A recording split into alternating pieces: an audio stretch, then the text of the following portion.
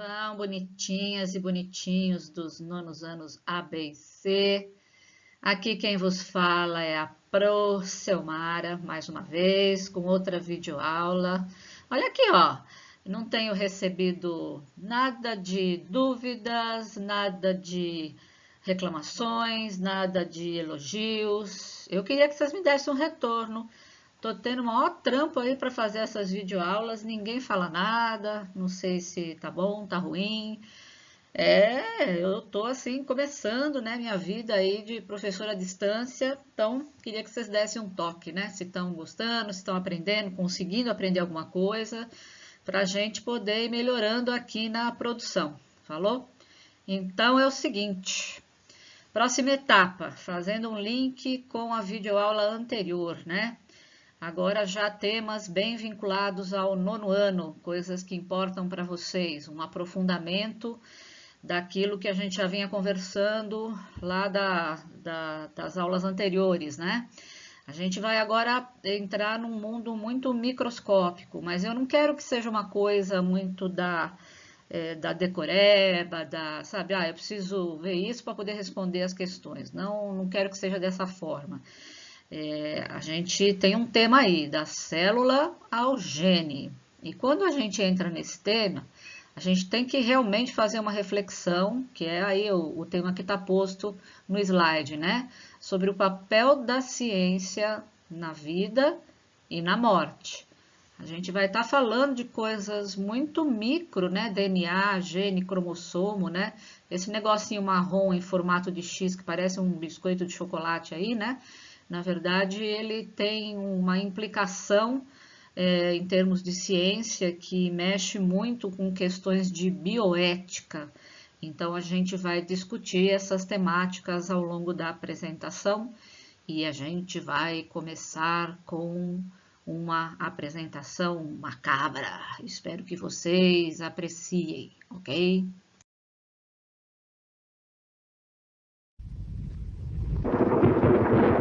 You too.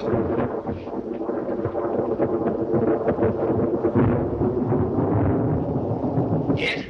Hey?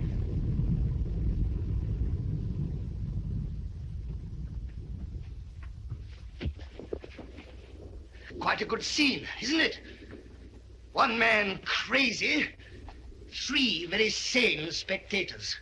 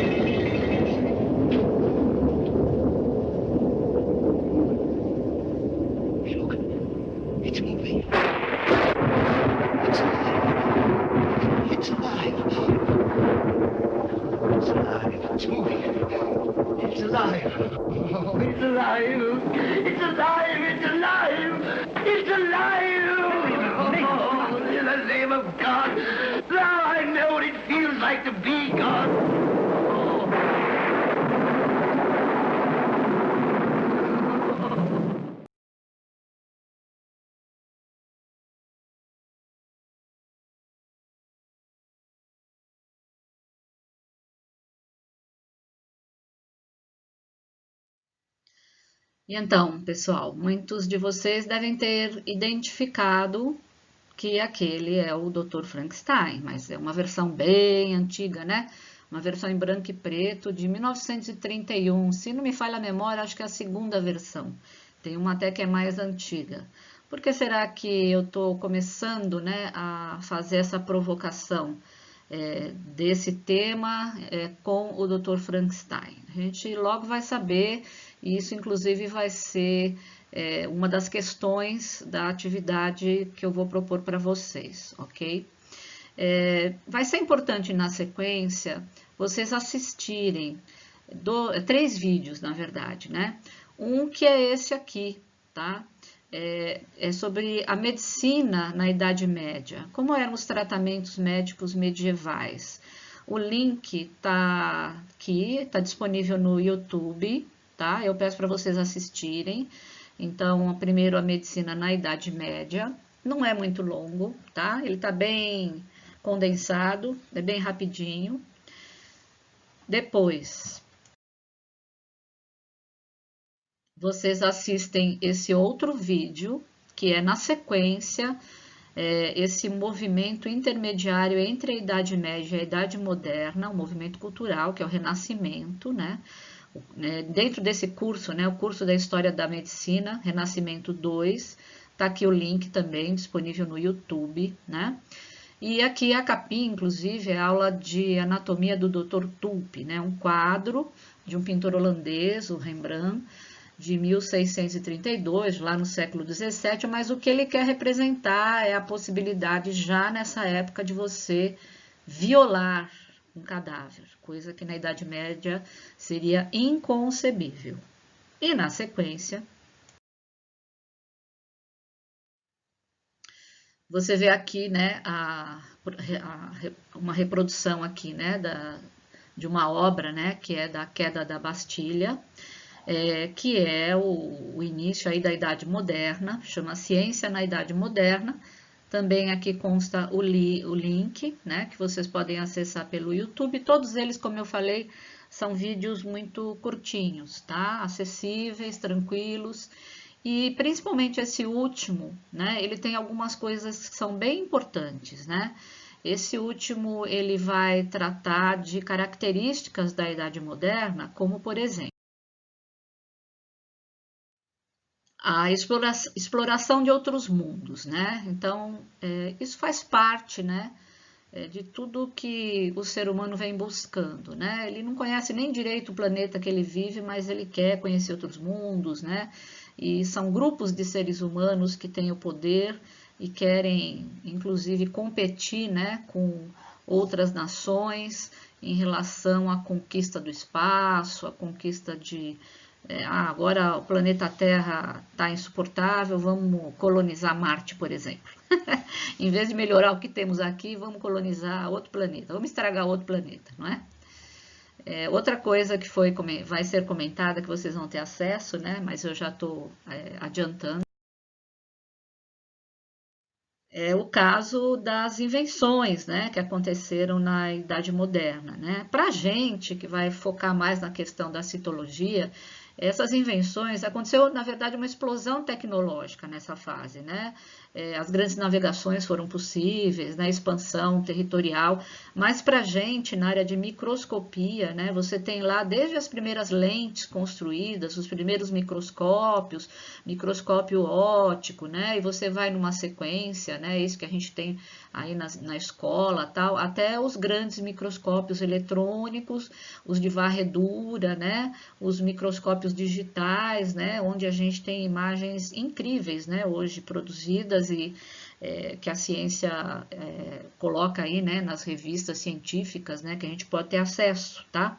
Então, para a gente o que vai importar bastante é ter esse foco com relação ao que foi possível desenvolver a partir da Idade Moderna, né, com a invenção, né, com a tecnologia que avançou e a gente pôde observar coisas que a gente não conhecia, como é o caso de vírus, né? Vírus a gente só conseguiu ver a partir do momento que o microscópio ampliou de tal forma, né, a gente descobriu que tinha uma coisa que era muito menor que que uma célula, que era uma bactéria.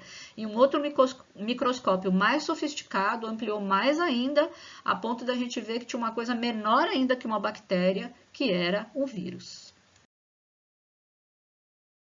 Outro aspecto importante, né, que este último vídeo vai apontar são as conquistas, né, que eu prefiro chamar de invasões de novos territórios.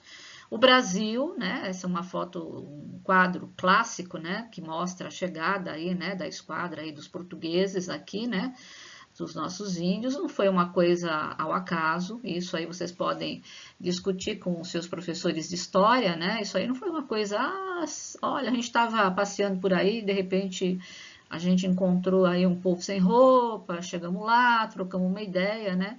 Isso foi uma coisa planejada, né? Foi uma coisa que eu diria violenta, né? Tem uma série de detalhes sórdidos nessa questão dessa invasão. Aí, assim, essa invasão, ela tinha um foco, né? E uma das coisas dessa invasão foi a questão da apropriação do conhecimento tradicional. Né? Os caras chegavam aqui, dominavam esses povos, escravizavam, e além disso, né, passavam doenças, que vocês sabem que boa parte da população indígena foi dizimada, né, por gripe, varíola, uma série de doenças que os europeus trouxeram para cá, porque eles não tinham resistência a esses vírus, né, e também eles se apropriaram do conhecimento tradicional deles, né. Eles observavam como é que essa população se cuidava e foram aprendendo a lidar com isso, né? E se apropriando, né? Pegando esse conhecimento e levando, inclusive, para a Europa. Então, tem várias coisas interessantes aí que a gente pode explorar nessa questão desse tema. Como eu falei, não é só um tema técnico. Outra coisa que nesse último vídeo vai ser apontado como característico da Idade Moderna é a questão da divisão, né? Eu coloquei aqui uma tarja amarela, né? É a definitiva divisão entre ciência e religião. Né? No caso da ciência, né? As coisas vão se definir pela razão, pela racionalidade. No caso da religião, pela fé, pelos dogmas, né? Aqui à sua esquerda você tem o nome de vários cientistas que foram importantes, que foram ícones, né, desses setores aqui o Newton, por exemplo, na questão da física, o Mendel na questão da genética, o Bohr na questão da química, a Madame Curie, seu esposo, dentro da química, né, na questão da radioatividade, né, Maxwell na questão dos campos magnéticos, né, e o Tesla na questão da eletricidade. Do outro lado você vê, né, os líderes religiosos paramentados aí, né, cada um dentro do seu contexto religioso, né, mas há realmente uma divisão de concepção de mundo, né, a partir da Idade Moderna, dessas duas áreas, né? Essas duas áreas passam a não se misturar, aliás, até hoje essa discussão persiste. E ela persiste nos dias atuais, né? Quando a gente tem ainda uma coisa assim meio, será que coronavírus é um castigo divino? O coronavírus é realmente resultado da manipulação incorreta, desse melhoramento genético, né? Por isso que eu estou dizendo, todos esses temas que eu estou trazendo, essas reflexões que a gente tem que fazer, por que surge um vírus tão danado como esse, né? Que está tão difícil de controlar, esse corre atrás dessa vacina aí, né? Todo mundo tão desesperado e tanta morte sendo gerada. E tem gente que está acreditando que essas mortes aí, esse número de mortes é manipulado, né?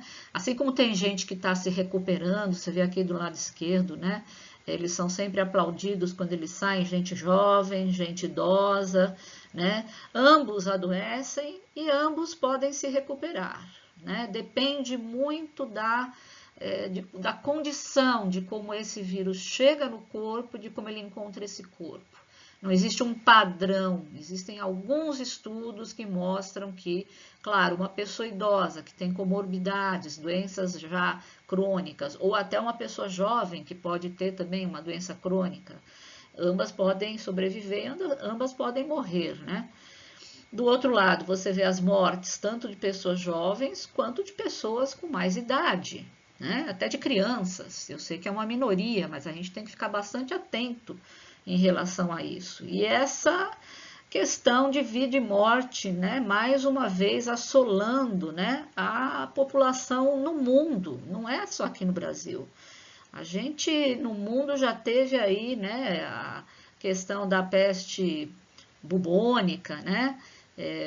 No momento lá, na passagem lá da Idade Média para a Idade Moderna, nunca mais vai ter problema assim no mundo. E olha aí, ó, outra coisa aparecendo. Veio a AIDS depois, né?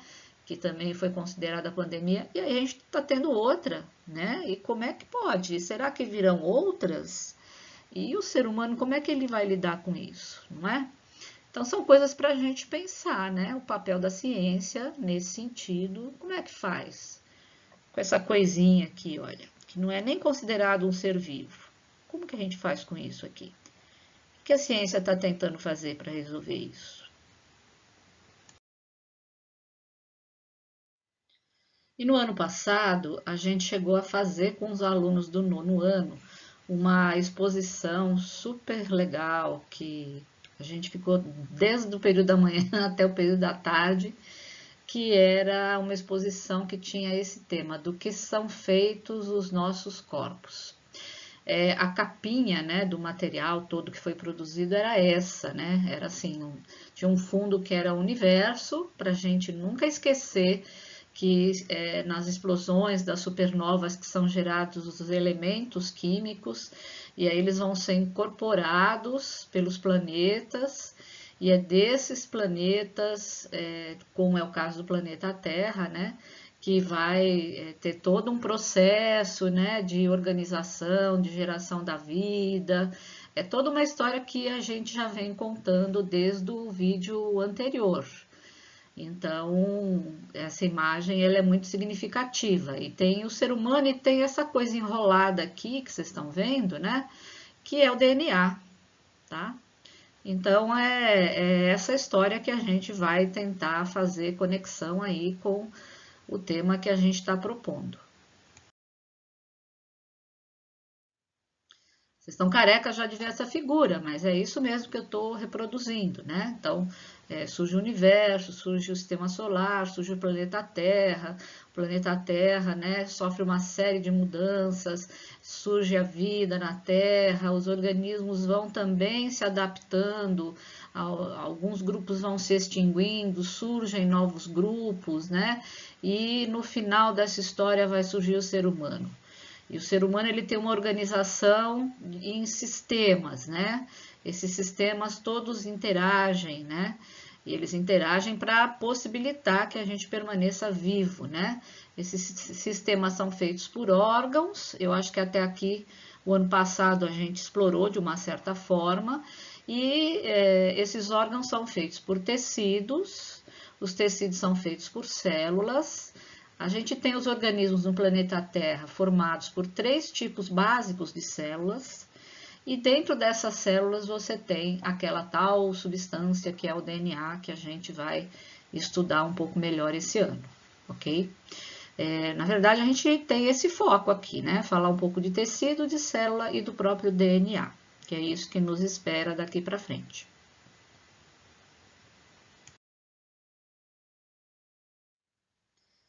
Então, vamos falar um pouquinho sobre órgãos, que também não é nada muito estranho. O ano passado a gente falava um pouco dos sistemas e imediatamente falava do que eram feitos esses sistemas, né? Quais os órgãos que compunham esses sistemas. Mas a definição clássica, né?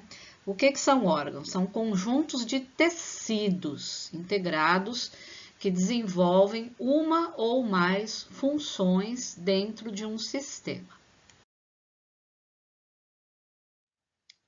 Aí vocês vão lembrar dessas coisas bonitinhas que eu mostrei para vocês, né?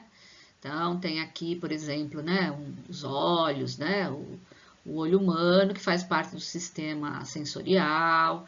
Aqui você tem, né, aquele software que eu mostrei para vocês, que era um software em 3D, que a gente via por transparência, né, os órgãos internos aí o coraçãozinho batendo, um GIF. Aqui também um GIF de um encéfalo, né, que vocês chamam de cérebro, mostrando aí, né, as áreas em funcionamento. Aqui um pouquinho do sistema digestório, mostrando a passagem aí, né, de algum conteúdo do estômago em direção ao intestino delgado. E esse esqueletinho aí, né, hoje eu quero dançar, bonitinho, simpático, né? Então, são órgãos, né, são partes de diferentes sistemas. Essas imagens muito bonitas que vocês viram ano passado, né? Então, quem aí pensa, eu ouço vários alunos aí dizendo que querem fazer medicina, e quem for fazer medicina e vai para a área de cirurgia, se prepara, né? Porque você tem que ter estômago para essas coisas, né? Então, abrir um corpo humano não é qualquer coisa e não é para qualquer um, né? A medicina na área de cirurgia é uma das áreas mais concorridas, né? Mais difíceis mesmo. Mas quem tiver empenho, chega lá. Então, você está vendo aí, né, um corpo sendo aberto, eu não sei qual é a cirurgia específica que vai ser feita aí, não é qualquer corpo, é um corpo bem grande, né? E aí tem a questão do estudo, né, ser muito longo, muito aprofundado, né? Isso aí é um rim aberto, tá? Para ver como é que ele é por dentro. E aí a gente vai aproveitando e mostrando, né? Na verdade, um órgão, ele é feito de vários tecidos. Um rim tem vários tecidos envolvidos para dar esse formato, para dar essa consistência para ele. Aqui é um útero, né? Eles, na verdade, eles estão tirando de dentro desse útero essa massa, isso aqui é um mioma, tá? O mioma é um tumor benigno, né? Mas no caso de uma mulher, né, ela quis extrair, né, porque estava atrapalhando, estava causando algum tipo de desconforto, e aí eles tiraram o útero, de dentro do útero tiraram esse tumor.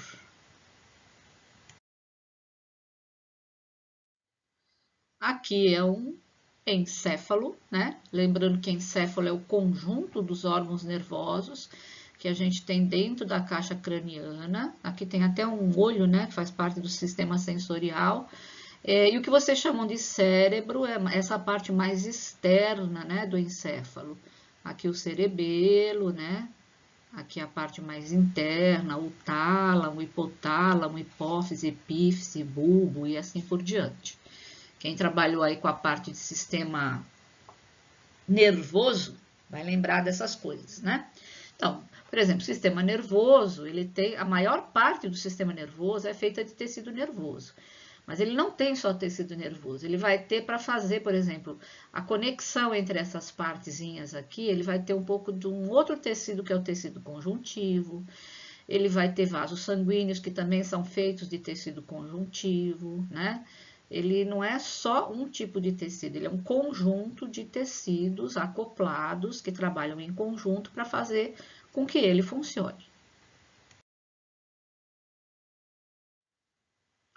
E quem estuda isso, a área, né, da ciência, da biologia, inclusive da medicina, que estuda tecidos, tem gente que passa a vida estudando esses tecidos, é a histologia. Então vamos lá. Definição do que é tecido. Tecido é um conjunto de células semelhantes que possuem a mesma função. Esse slide ele é importante para a gente ter uma ideia de como é que surgem essas células diferentes no corpo, não é? Como é que pode uma célula nervosa, que vocês vão lembrar, vocês vão ter noção do que é um neurônio, vocês vão lembrar do ano passado, como é que pode ter uma célula que tem aquela cara de neurônio, e como é que pode ter uma célula que tem aquela cara de hemácia, por exemplo, ou de glóbulo branco, né? Elas são bem diferentes. Então, vamos do começo, né? Para surgir um novo ser, a gente tem que, vocês vão lembrar com certeza, né, das aulas do sistema reprodutor, que vocês adoraram, né? Você tem que ter, para ter um novo ser, você tem que ter um encontro entre espermatozoide e óvulo, né? Que são as células de reprodução. Lembrando que as células de reprodução, elas têm a metade do número de pedacinhos de DNA que uma célula normal do corpo tem. Uma célula normal do corpo tem 46 pedacinhos de DNA. Um espermatozoide tem 23 e um óvulo tem 23. Então, 23 mais 23 vai dar 46. Então, vai ocorrer o processo da fecundação, que é o encontro do espermatozoide com o óvulo. 23 mais 23 dá 46. Então, esse carinha aqui, que é o zigoto, que todos nós já fomos na vida, todos nós já fomos um zigoto, que é a célula única, inicial, com 46 pedacinhos de DNA.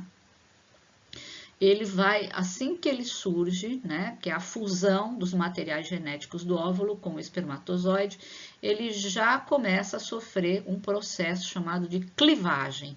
Ele começa a sofrer várias divisões celulares, né? Aí, de uma célula surgem duas, de cada uma delas mais duas, e assim por diante, até ele formar um bololô, uma bolinha de células como essa, que lembra uma frutinha chamada amora, e daí os caras puseram o nome de mórula. E numa fase posterior, né? Isso aqui é um bolinho de células, né? Mas ele é consistente, né? Ele é sólido. Esse bolinho de células vai começar a dar origem a uma cavidade que vai se encher de líquido. E aí passa a se chamar de blástula, né? Mas ainda tem esse formato arredondado. E essas células são todas iguais, todas têm a mesma cara. Numa outra fase, a fase seguinte, né? Essa coisa, esse formato, né? Essa bolinha oca, ela passa a sofrer transformações, né? Olha, tem umas dobras que vão acontecendo, eles chamam de invaginações. Essa camada de células vai dobrando. Isso aqui é uma foto mesmo, tirada ao microscópio, né? Isso aqui é um desenho, né? Que o artista tentou representar o que vai acontecer. Vai acontecer uma dobra aqui, né? Dentro daquela parte oca, né? Uma camada de células vai se dobrar, né? E vai ter um processo que eles chamam de gastrulação. Então, isso chama-se gástrula. É nesta fase de gástrula. Então, vamos repetir, ó. Espermatozoide encontra óvulo, é a fecundação. De óvulo forma zigoto. Do zigoto começa a divisão celular até uma fase chamada de mórula, que parece uma amora. Aí essa amora começa a formar uma cavidade, que vai se encher de líquido, chamada blástula. E essa blástula começa a sofrer umas dobras, né?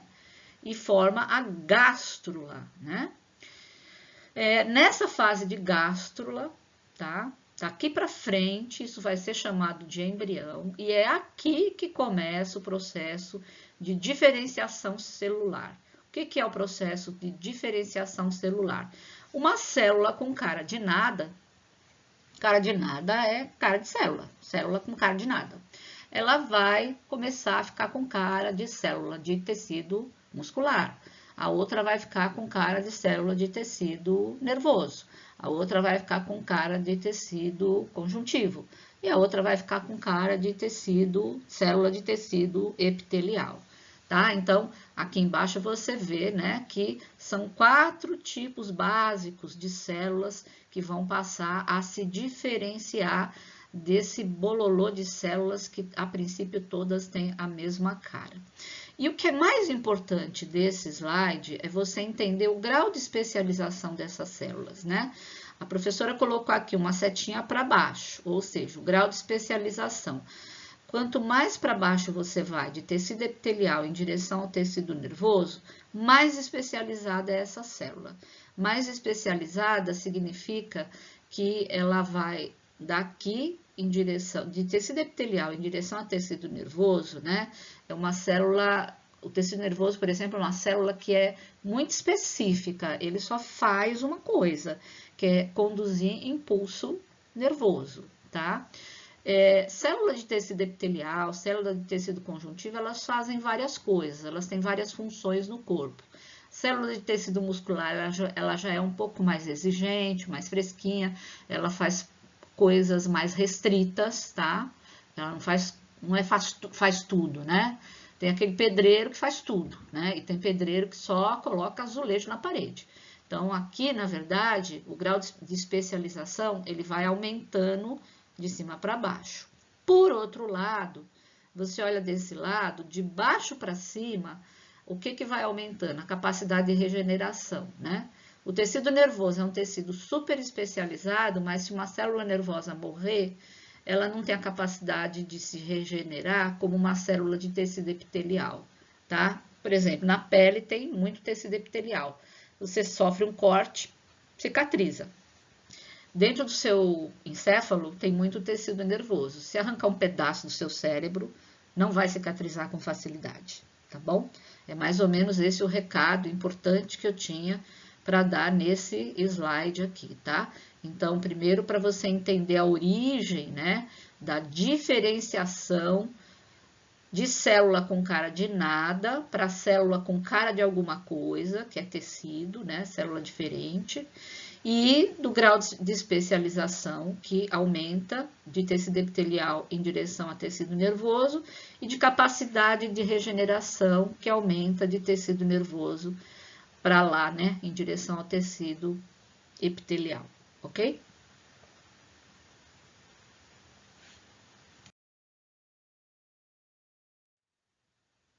Falando um pouquinho do tecido epitelial, que muitos gostam de chamar de epitélio. Onde é que ele é encontrado?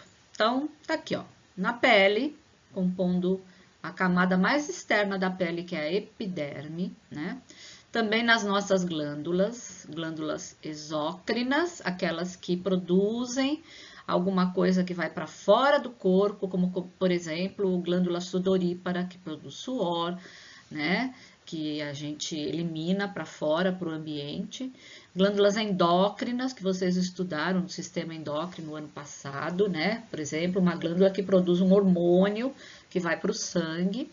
As glândulas anfícrinas, como é o caso do pâncreas, né? Que produz coisa que vai para uma cavidade e também produz coisa que vai para o sangue, né?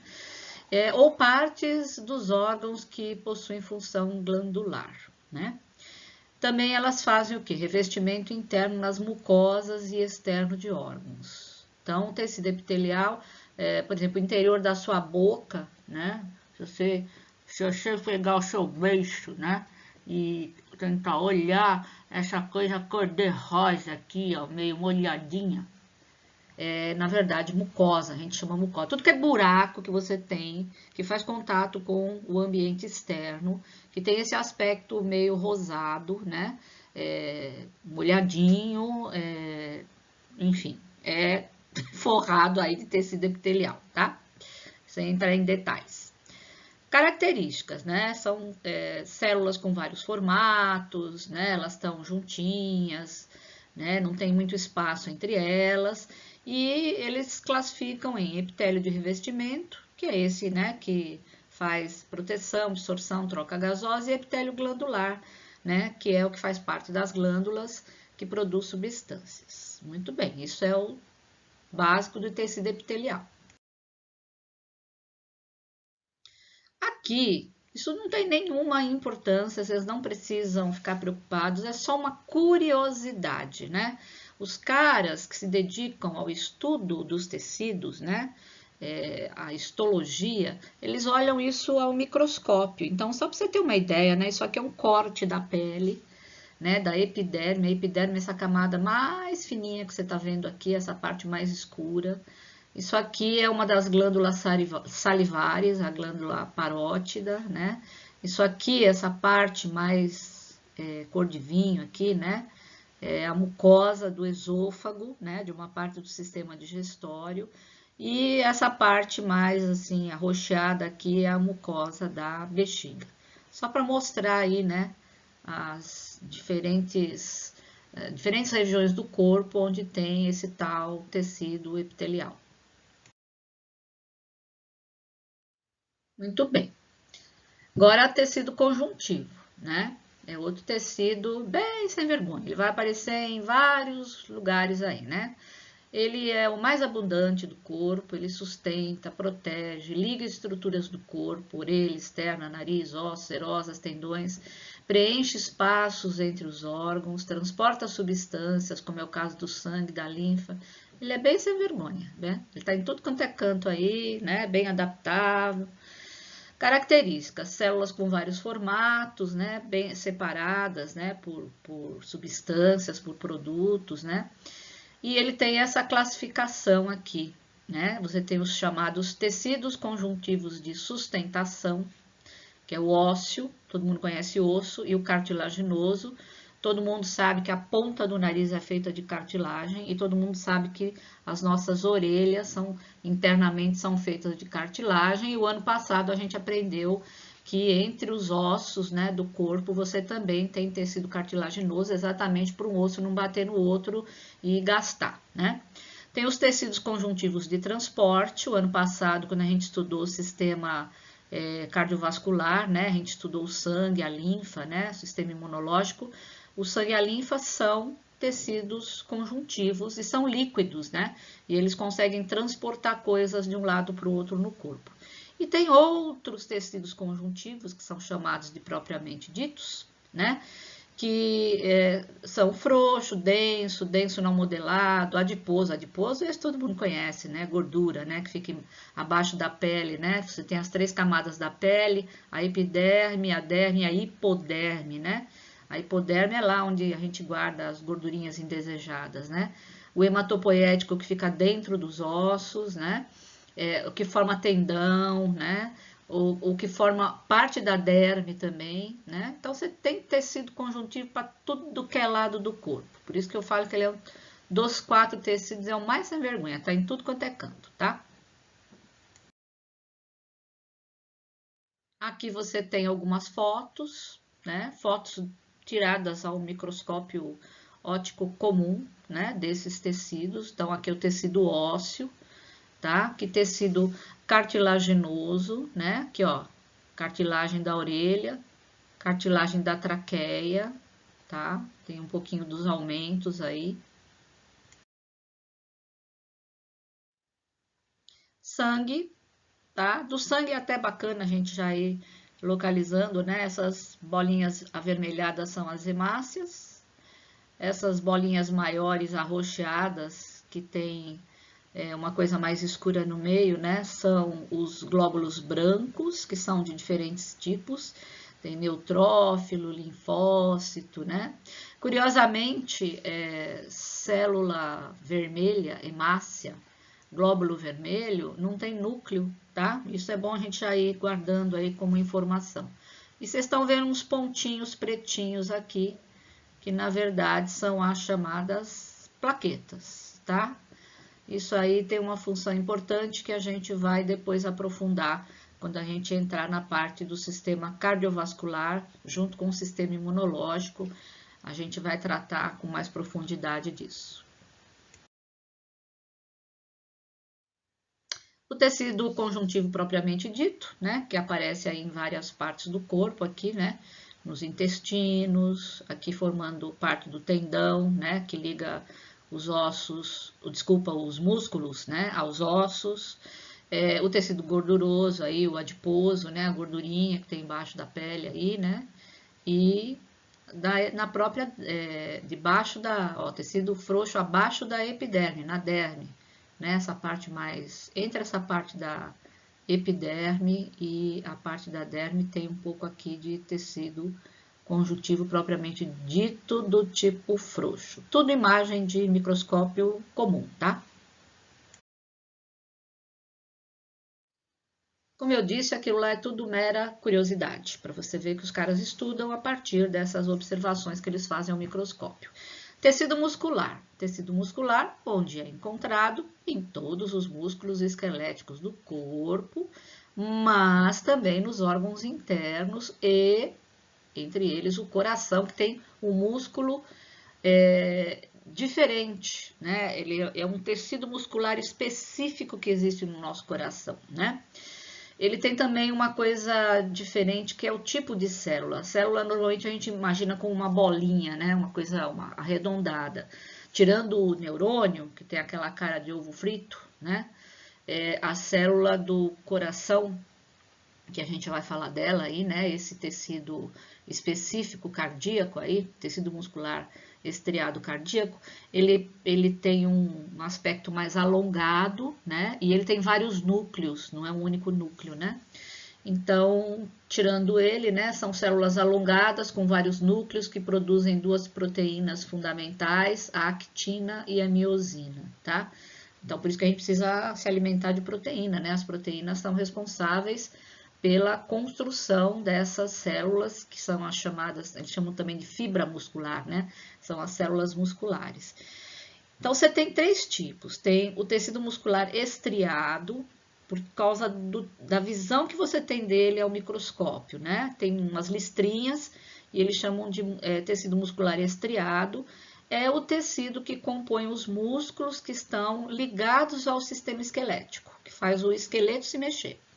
Você tem o tecido muscular estriado cardíaco, que compõe o coração. É aquele tecido específico que eu falei, que é só do coração. E você tem outros órgãos, né? As vísceras, né? Que tem, quando eu falei de sistema, por exemplo, sistema digestório, né? Vocês vão lembrar o ano passado, eu falei que o estômago se contrai, né? O esôfago, eles têm também um tecido muscular, só que é diferente, não é igual dos músculos que mexem os ossos e muito menos semelhante ao músculo do coração. É um tecido muscular específico que movimenta esses órgãos internos que a gente chama de tecido muscular liso, que não tem aquelas estrias. Vamos dar uma espiadinha neles. Tá aqui, ó, tá? Isso aqui é o chamado tecido muscular estriado, né? Você pode observar aqui mais de pertinho, não sei se dá para ver, né? Assim, umas listrinhas bem tênues aqui, né? Aqui eu acho que dá para ver melhor essas estrias, né? Tecido muscular estriado cardíaco, né? Ele parece todo meio bagunçado aqui, ó. E o tecido muscular liso, que não tem essas estrias, tá? E tá aqui na parede de algum órgão. Não sei se aqui é o esôfago, não sei qual parte do órgão da onde foi tirada essa foto, que também não tem essas estrias, ok? Ah, esse vocês conhecem. Tecido nervoso, né, galera? Vocês já viram isso ano passado, né? Todos os órgãos nervosos que você tem dentro da sua caixa craniana, né? Toda a sua medula, né? Que passa dentro da coluna vertebral, os nervos, né? Tudo que diz respeito ao sistema nervoso, sistema sensorial, tem tecido nervoso, tá? O formato da célula, vocês vão lembrar, né? A célula, ela tem esse formato de ovo estalado, né? Que o pessoal fala. Ela tem essa região aqui que é o corpo celular, onde tem o núcleo, a maior parte das estruturas celulares. Ela tem, né, esses prolongamentos mais curtos, que a gente chama de dendritos, é por aqui, né, que vai entrar o impulso eletroquímico, né, que a princípio é elétrico, depois ele vai se tornar químico nas extremidades. Tem a bainha, aqui tem o axônio, envolvido pela bainha de mielina, e aqui a extremidade, né, onde tem aquela conexão, né, que é onde vai de elétrico se tornar químico na medida que isso aqui liberar alguns neurotransmissores, tá? Isso tem que puxar a memória aí do ano passado, não dá para eu dar aula de novo de sistema nervoso. Agora a gente está indo por uma coisa mais específica, que é a célula e o que tem dentro do núcleo dessa célula aqui.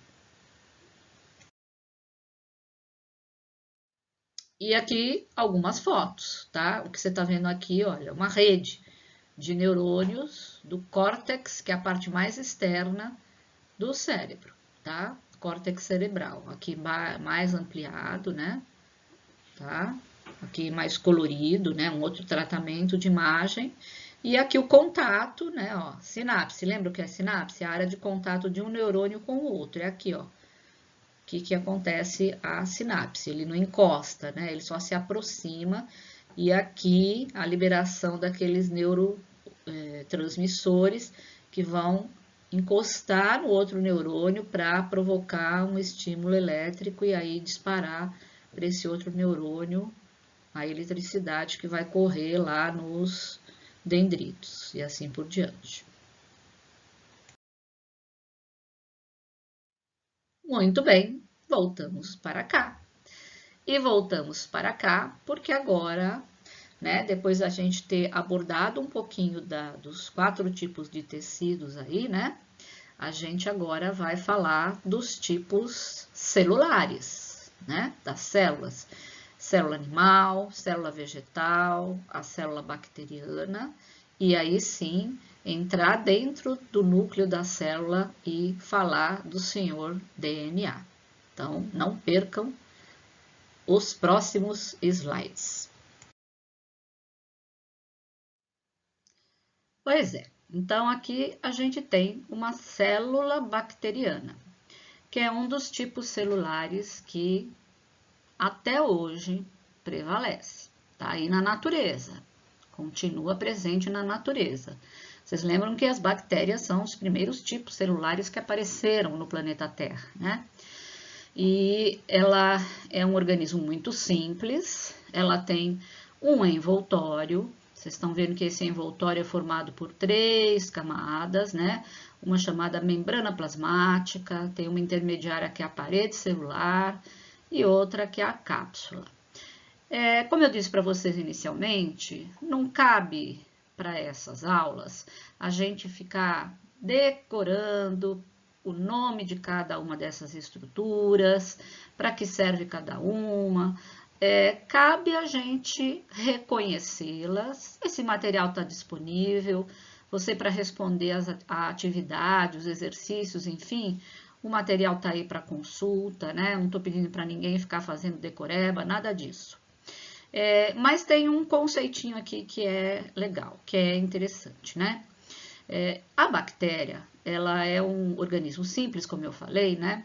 Ela vai ter um envoltório, ela vai ter um conteúdo básico que todas as células têm, que a gente chama de citoplasma, né? Ele, na verdade, é um material líquido quase viscoso, onde tudo está mergulhado. E tem várias estruturas e tem essa coisinha roxinha enovelada aqui, que é o material genético dela, tá? É o DNA dela. Eles estão chamando aqui até de nucleóide, né?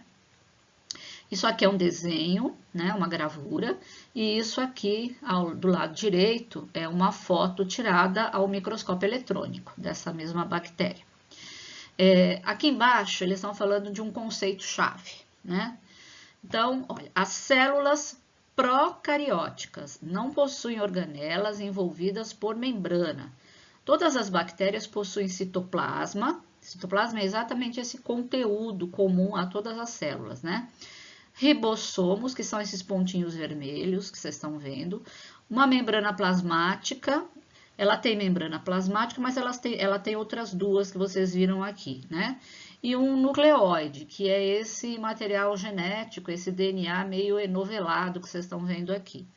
A maioria das bactérias possui também paredes celulares, né? Paredes celulares. O que é mais importante do que ficar decorando os nomes dessas estruturas? Por exemplo, eles estão usando um termo aí, procariótica, né?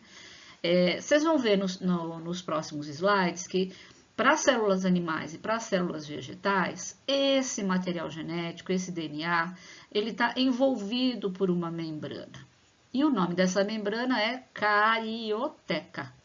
Carioteca. Então, procariota ou procariótica significa antes da carioteca. Ou seja, antes de ter carioteca, um organismo é procariótico ou, né, procariótica, célula procariótica. Depois, ele tem uma carioteca, essa capinha que envolve o DNA, que é uma carioteca verdadeira. Então, ele é um eucarionte, ou eucariota, ou eucariótico, né? Tem várias formas que você pode falar na biologia. E eu significa verdadeiro, então tem carioteca verdadeira, tá? Então, assim, algumas comparações para vocês que estão no ensino fundamental são interessantes. O resto, depois no ensino médio, se você tiver um professor de biologia bacana, ele vai aprofundar essa parte de citologia. Eu não vou, como eu falei, atormentar vocês, né, com essa questão de ficar decorando o nome de cada estrutura e tal. Então, a princípio, né, saber que célula bacteriana, dos 3 tipos celulares que a gente vai observar, é o único tipo celular que não tem a tal da carioteca, esse material que envolveria o DNA. Por isso que é a única que é considerada procariótica ou procarionte. Beleza? Muito bem, aqui a gente vai ter então uma célula animal, e olha, quando eu estou falando de célula animal, eu estou pensando desde os animais lá que vivem no oceano, né, que não são vertebrados, são invertebrados, né, animais pequenininhos, tipo uma minhoca, até um elefante, um vertebrado, assim como vegetais, né, vegetais quando a gente fala também a gente está falando de forma geral, né, uma planta, um musgo, até uma sequoia da Califórnia, que tem mais de 100 metros, 200 metros, enfim. Então, a gente sempre está falando de uma maneira geral, né? O que é importante também você observar nessas imagens que eu estou passando para vocês. Comparar as estruturas. Vocês veem que a maioria das estruturas são comuns entre essas duas células. Tanto as células animais quanto as células vegetais, elas têm em comum. Então, se você pegar, por exemplo, assim, membrana plasmática, célula animal tem? Tem. Célula vegetal tem? Tem.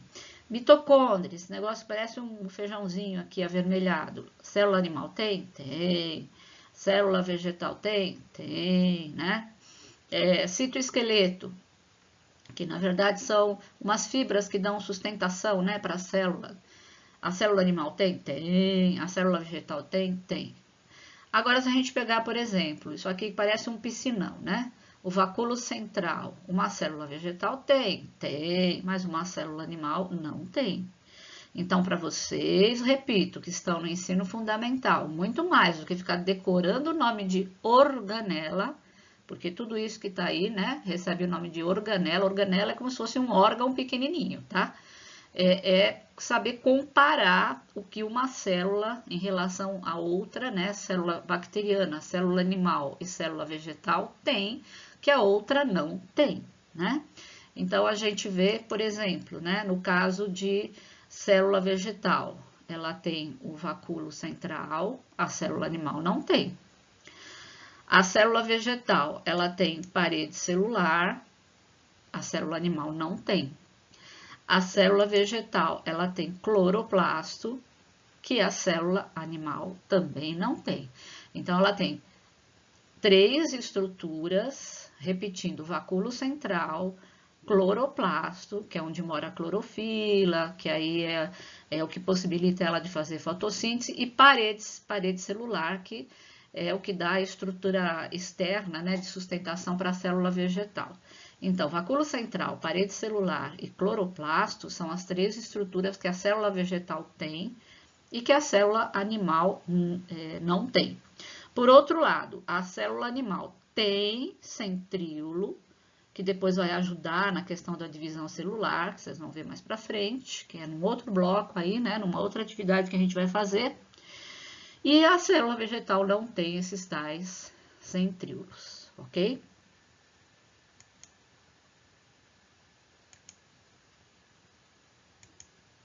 Então, aí as 3 estruturas que célula vegetal tem e célula animal não tem. E centríolo, célula animal tem, célula vegetal não tem. E como a professora é muito legal, para aqueles alunos que são super dedicados, que amam a biologia de paixão, que vão ser biólogos na vida, quem sabe, né?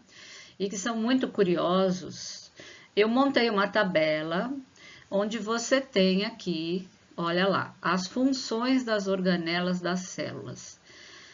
Célula animal e célula vegetal tem aquele envoltório, a carioteca, né? Tem aquela membrana que envolve o material genético, o DNA da célula. Então, portanto, são células eucariontes, né? Que tem carioteca verdadeira. E a célula bacteriana, que não tem essa carioteca, cujo DNA, o material genético, está solto lá dentro do citoplasma, é aquela célula, né, que vem antes da carioteca, ou seja, procarionte. E é aqui onde tem o xizinho, é se a célula apresenta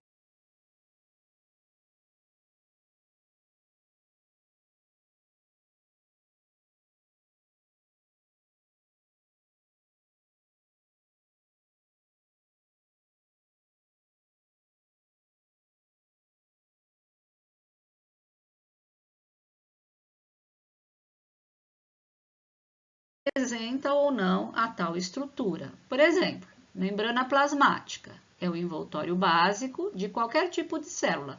Célula animal tem? Tem. Célula vegetal tem? Tem. Célula bacteriana tem? Tem. E aí você vai seguindo aqui as estruturas. Não sei se eu esqueci alguma, se eu esqueci vocês me perdoem, depois vocês me cobrem, né? E aí aqui você tem, né, assinalado que cada uma tem o que ou não tem, ok?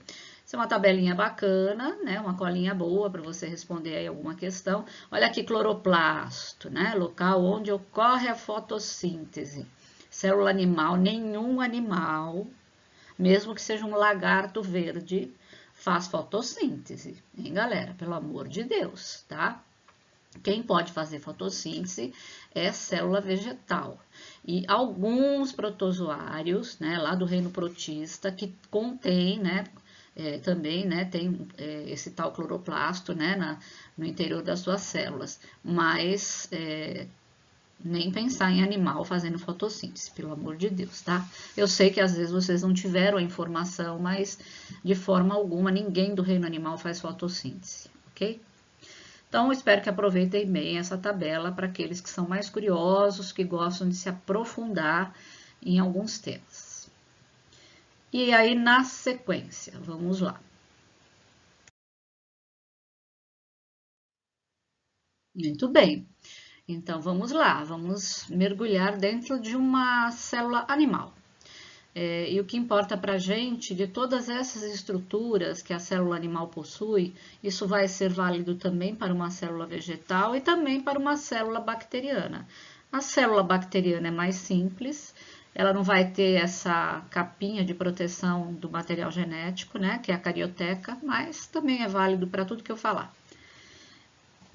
Então, tem a carioteca, dentro da carioteca você tem o material genético, aqui você tem uma outra estrutura que é o nucleolo, onde vai acontecer algumas reações químicas que a gente vai deixar um pouquinho mais para frente, que é a síntese de um primo do DNA, que é o RNA, que depois a gente vai entender para que serve.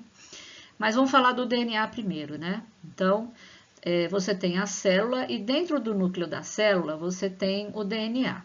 O DNA ele pode se apresentar no núcleo da célula de duas formas. Ou ele vai aparecer todo enroladinho, que nem um novelo de lã, ou ele vai aparecer em pedacinhos, como vocês estão vendo aqui, vários X, parece um X, né? Aqui ele está aumentado. E esse X a gente chama de cromossomo. Quando ele aparece assim, quando a célula está para se dividir, ela entra em processo de divisão. E quando a célula faz isso? Horas, quando ela precisa se dividir, por exemplo, quando você corta a sua mão, né? Você corta a sua mão, você destrói algumas células. Você, para fazer o processo de cicatrização, algumas células vão ter que entrar em divisão celular para repor aquele pedaço que foi cortado, até regenerar aquela parte.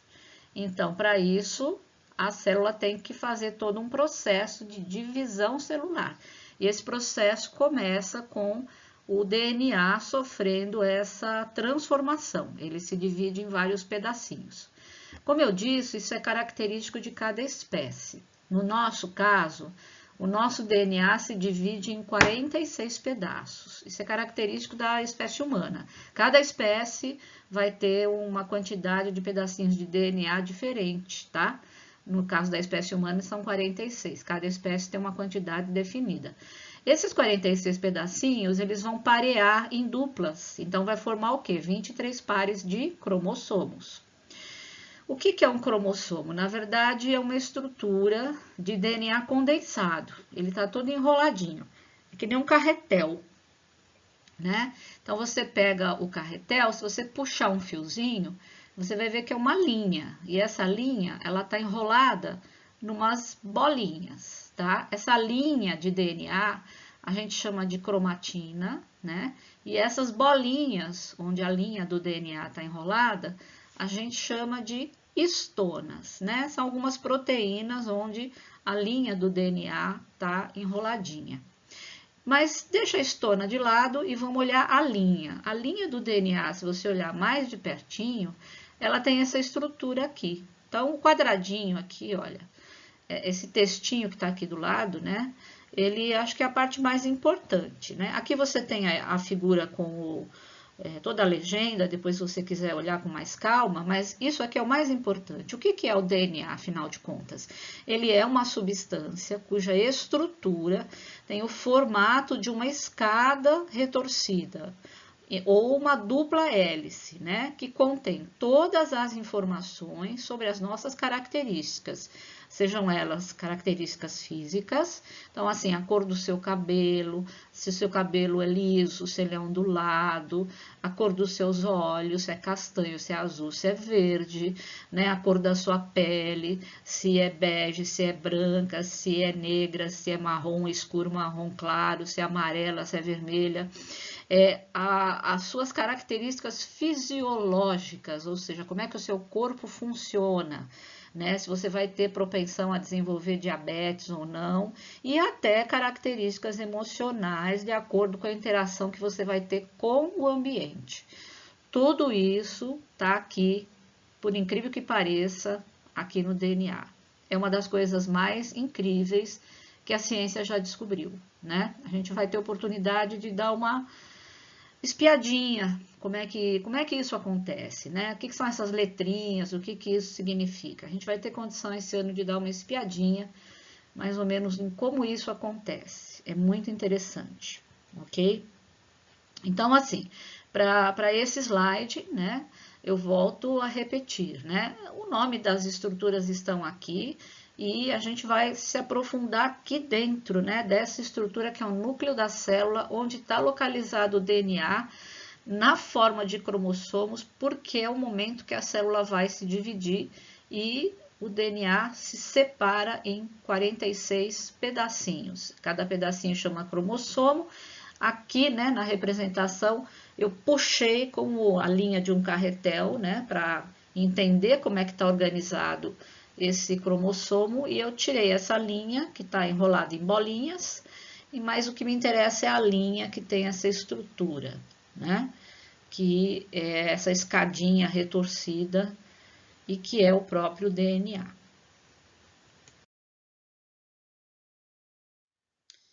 Isso aqui são algumas imagens, né?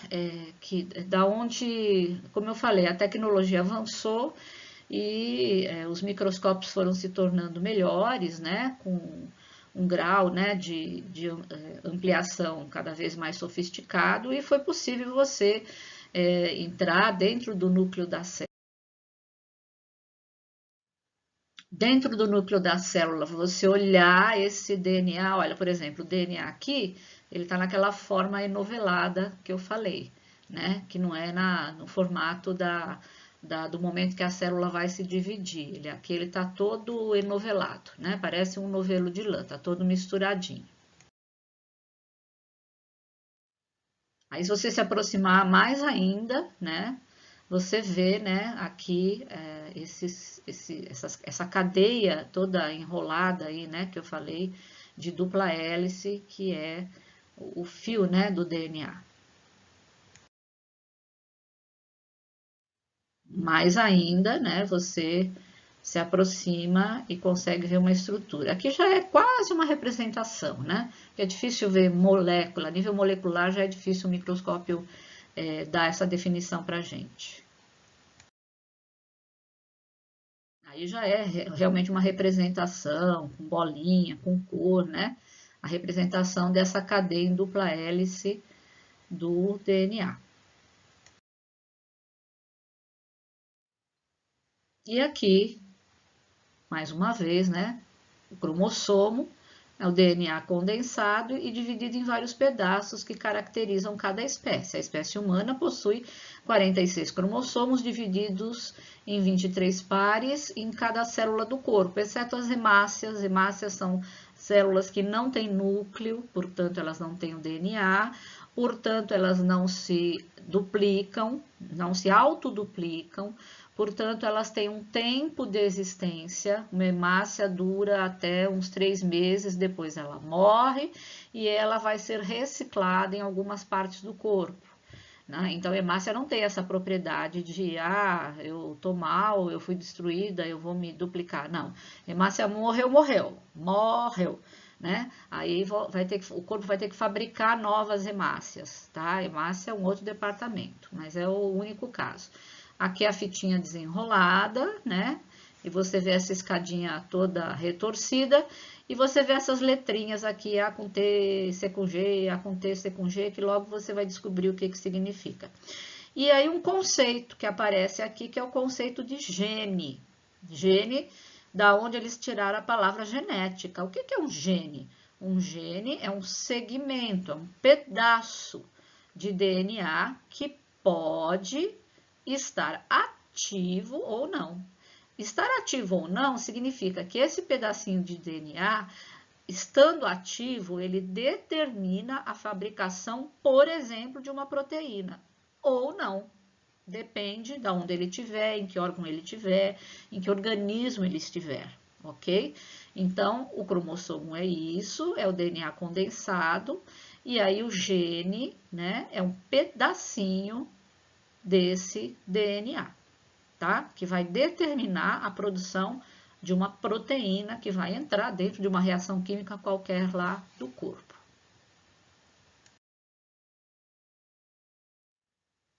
Aqui uma imagem, né, de cromossomos soltos aí, né? Os cromossomos estão lá dentro do núcleo, dentro de um processo aí de divisão celular. Uma imagem feita com um microscópio eletrônico de varredura.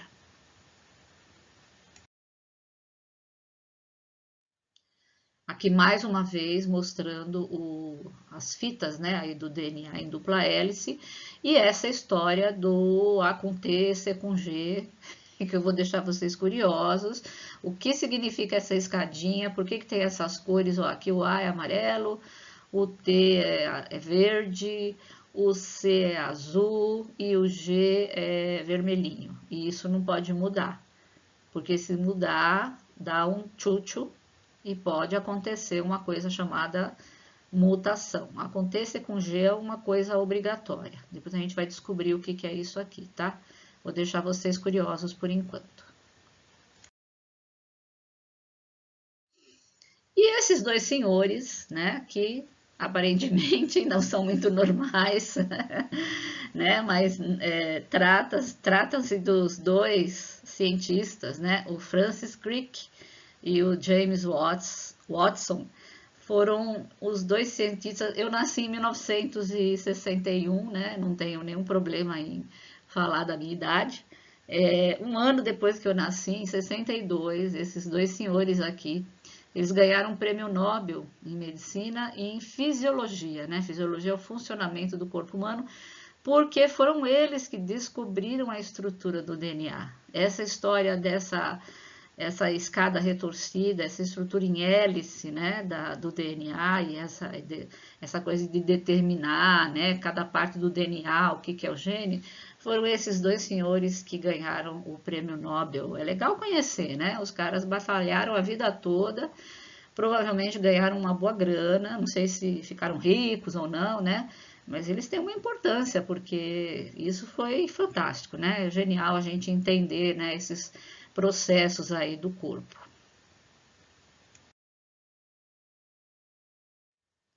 E por conta disso, a gente é capaz de fazer hoje, e isso vai ser o tema do próximo material que eu já estou preparando para vocês, né? A gente é capaz hoje de entender algumas síndromes que acontecem, algumas doenças que acontecem no ser humano e em outros seres vivos, né? Fazendo o quê? Se você pegar uma célula humana, e eu fiz isso na faculdade, não é uma coisa difícil de fazer, você só precisa ter material para isso, né? Você pode pegar uma célula humana, você pode fazer uma raspagem por exemplo, da mucosa da boca, né, por dentro da boca, e você fazer um preparo desse material, colocar no microscópio, tirar uma foto e depois preparar esse material numa folha, né? O que você vai fazer é juntar essas partes, né, que são os cromossomos, e formar os parezinhos, né? E vai perceber que você tem aí, né, realmente os pares de cromossomos, os 46 cromossomos.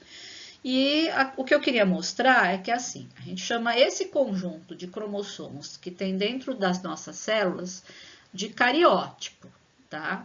E por que que ele é masculino? Porque você tem os 23 pares, então começa a contar aqui, né? 1, 2, 3, 4, todos eles são determinados. Você vai até o par 22. Quando você chega no par 23, perceba que nas pessoas, né, do gênero, né, do sexo masculino, você tem esse par que tem um grande e um pequenininho. Esse grande é chamado de X e o pequenininho é chamado de Y. Então, você tem, né, 46 cromossomos, sendo que um é chamado de X e outro é chamado de Y. É isso que diferencia uma pessoa que nasce, né, sob o gênero masculino de outra que nasce sob o gênero feminino, tá? Então, isso só para a gente caracterizar inicialmente, nós vamos falar disso bastante depois no outro material que eu estou preparando. Se você comparar agora com o cariótipo feminino, tudo isso aqui vai ser praticamente igual, né? Lá do outro. Mas quando você chega no último par aqui, né? Que seria, ó, par 22 é esse, 21, 22. Quando você chegar aqui no par 23, aqui na região do Y você não tem nada, mas você tem o X em dose dupla, tá? Então, como é que é uma pessoa, né? Do gênero, do sexo feminino, ela tem 46 cromossomos, sendo que o último par é formado pela dose dupla do X, por isso que a mulher é XX e o homem é XY.